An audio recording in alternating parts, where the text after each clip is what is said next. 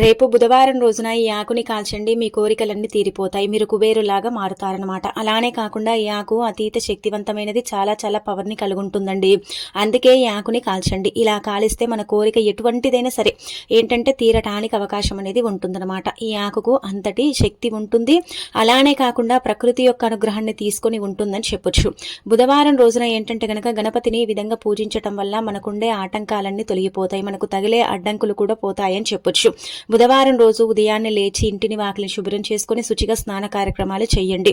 అలానే కాకుండా స్నానం చేసిన తర్వాత గణపతి పటం ముందండి అంటే కొబ్బరి నూనెతో దీపారాధన చేయండి. కొబ్బరి నూనె అందుబాటులో లేని వారు నార్మల్గా డైలీ ఇలా దీపం పెడతారో అలా దీపం పెట్టండి. ఎర్రటి పుష్పాలతో గరికతో అలంకరించండి. అలా అలంకరించిన తర్వాత ఏంటంటే గనక మనము దీపారాధన చేసుకొని చిన్న బెల్లం ముక్కను నైవేద్యంగా పెట్టి ఓం గం గణపతే నమః అని 3 సార్లు మనం ఏంటంటే గనక చక్కగా మనసులో పఠించుకుంటే సరిపోతుందండి. ఇలా సింపుల్గా ఇంట్లో పూజ చేసుకొని మీరు ఆ తర్వాత బిర్యానీ ఆకుని తీసుకోండి. బిర్యానీ ఆకు చాలా చాలా శక్తివంతమైనదండి, చాలా పవర్ని కలిగి ఉండే ఆకు అనమాట. విశ్వంలో అత్యంత అంటే పవిత్రమైన ఆకు బిర్యానీ ఆకుని పరిగణించబడుతుంది.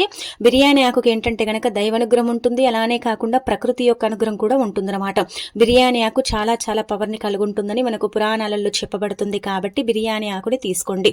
మనందరి ఇళ్లలో బిర్యానీ ఆకు ఉంటుంది కదండి. కాబట్టి ఒక ఆకుని చిల్లులు లేకుండా చూసుకొని తీసుకొని దానిపైన మీ కోరిక అంటే ఏ కోరిక తీరటం లేదో ఆ కోరిక రాయండి. అలా రాసేసి ఏంటంటే దాన్ని కాల్చేయండి. ఖచ్చితంగా 7 రోజుల్లో మీ కోరిక తీరటం ఖాయం అనమాట. ఇక మీకు తిరుగుండదని చెప్పొచ్చండి. కాబట్టి ప్రయత్నించండి.